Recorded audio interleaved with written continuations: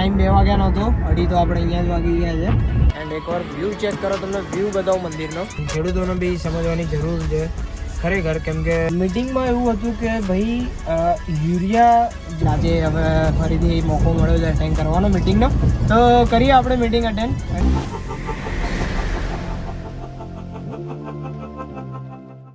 Hey guys, welcome back. હું આદિત્ય પટેલ, 24 વર્ષનો ખેડૂત, અને આજે આપણા વ્લોગની શરૂઆત થઈ ગઈ છે. ઇન્સ્ટાગ્રામની નવી આઈડી બનાવ્યા પછીનો આ સૌથી પહેલો વ્લોગ છે. તો આજે આપણે જઈએ છીએ એસોસિએશનની મિટિંગમાં. એસોસિએશન એટલે જે એગ્રો ઇનપુટ્સ હોય, જે ડીલર્સ હોય એગ્રો જે ચલાવે છે, એ લોકોનું એક એસોસિએશન હોય, રાઈટ. એસોસિએશન જે મારા અહીંયા ખેડા જિલ્લાનું છે, એની આજે એક મિટિંગ છે. તો એની મિટિંગમાં અમને બોલાવે છે, ઇન્વિટેશન છે આપણું, અને પછી ગિફ્ટ આપશે ને એન્ડ ઓલ. તો આપણે જઈએ છીએ અત્યારે એસોસિએશનની મિટિંગમાં. પપ્પાની જગ્યાએ હું જઉં છું. આમ તો પપ્પાને જવાનું હોય, કેમ કે હું નર્સરીએ બેસ્યો, તો હું નર્સરીએ હોઉં તો દુકાને નહીં બેસતો, પપ્પા જ બેસે છે દુકાને. તો પણ આજે પપ્પા જતા નહીં, તો પપ્પાએ કીધું તું જા, આજે એસોસિએશનની મિટિંગ છે, તો નવા કોન્ટેક્ટ બને, નવી ઓળખાણ થાય એના માટે કે તું જા. મને તો બધા ઓળખ જ છે. તો હું આજે જાઉં છું એસોસિએશનની મિટિંગમાં. એન્ડ હું ઓલમોસ્ટ પહોંચવા જ આવ્યો છું. બહુ નહીં બાકી રહ્યું, 5-7 કિલોમીટર જેવું બાકી રહી ગયું છે. અને અત્યારે નડિયાદ સિટીમાં છું.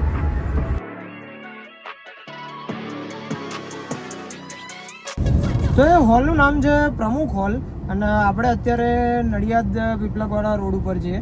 એન્ડ અહીંયા એક ફેમસ સ્વામિનારાયણનું મંદિર છે, એની અંદર જે પ્રમુખ હોલ જે યોગી ફાર્મ તરીકે બી કહેવાય છે. તો ત્યાં અત્યારે એસી ડોમવાળા હોલમાં જવાનું છે આપણે.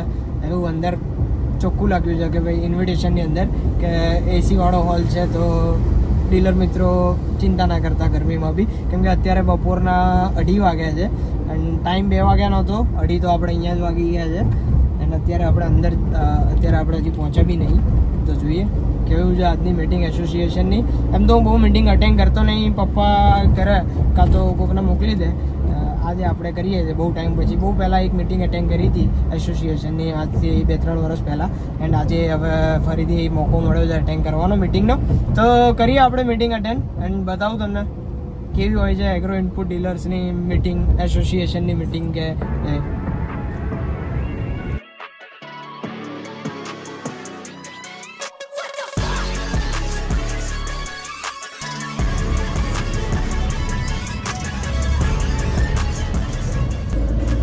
એકદમ સખત અહીંયા ગ્રીનરી મેન્ટેન કરીને રાખી છે.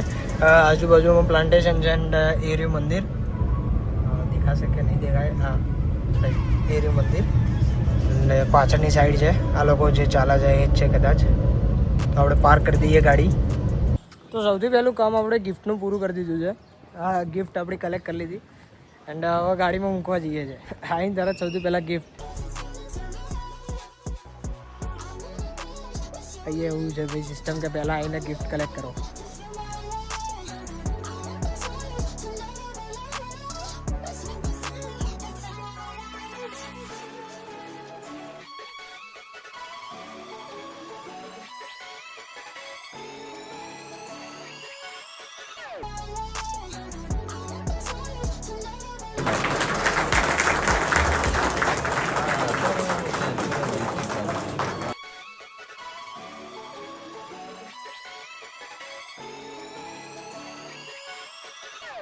બહુ જ ટાઈમ કન્ઝ્યુમિંગ મિટિંગ હતી ગાઈઝ આજની. ગાડી આવી ગયા છે આપણે પાછા. ડિનર આપણે લઈ લીધો છે એન્ડ એકવાર વ્યૂ ચેક કરો, તમને વ્યૂ બતાવો મંદિરનો.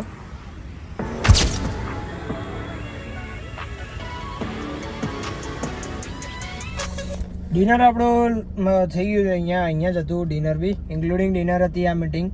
તો ડિનર આપણે કરી લીધું છે એન્ડ હવે આપણે નીકળીશું ઘરે જવા માટે. મિટિંગમાં એવું હતું કે ભાઈ યુરિયા જે વોરના લીધે જે સિચ્યુએશન છે એના લીધે યુરિયાની જે ડિમાન્ડ છે ઇન્ક્રીઝ થાય છે, પણ સામે યુરિયા આવવાનું નથી. ઇમ્પોર્ટ જે થતું હતું યુરિયા ઇમ્પોર્ટ થવાનું નથી. એટલે એના માટે ગવર્મેન્ટ એવું કહે છે કે બને એટલું ઓછું યુરિયા યુઝ કરો એન્ડ ખેડૂતને ડાયવર્ટ કરો, કેમ કે એગ્રોવાળાનું કામ હોય છે ઓલમોસ્ટ કે ખેડૂતને ડાયવર્ટ કરે યુરિયા પરથી બીજા ફર્ટિલાઇઝર્સ યુઝ કરવા માટે.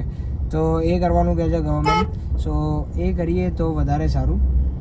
ગાઈઝ હવે સીએનજીની લાઇનમાં ઊભો છું તો મીટિંગમાં મેઇન ફોકસ એ જ હતો કે યુરિયાની જગ્યાએ તમે કઈ એવી વસ્તુ આપી શકો જેનાથી ખેડૂતો યુઝ કરે એન્ડ એનાથી એના ફાયદા થાય. કેમ કે યુરિયાના જેટલા ફાયદા છે એટલા નુકસાન બી છે, એનાથી ઘણા નુકસાન વધારે બી છે.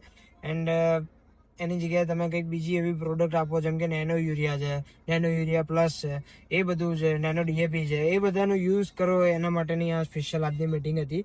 એન્ડ 2 ગિફ્ટ્સ આપણે આપી છે. તો આ ગિફ્ટ્સ લઈને આપણે પાછા આવી ગયા છે.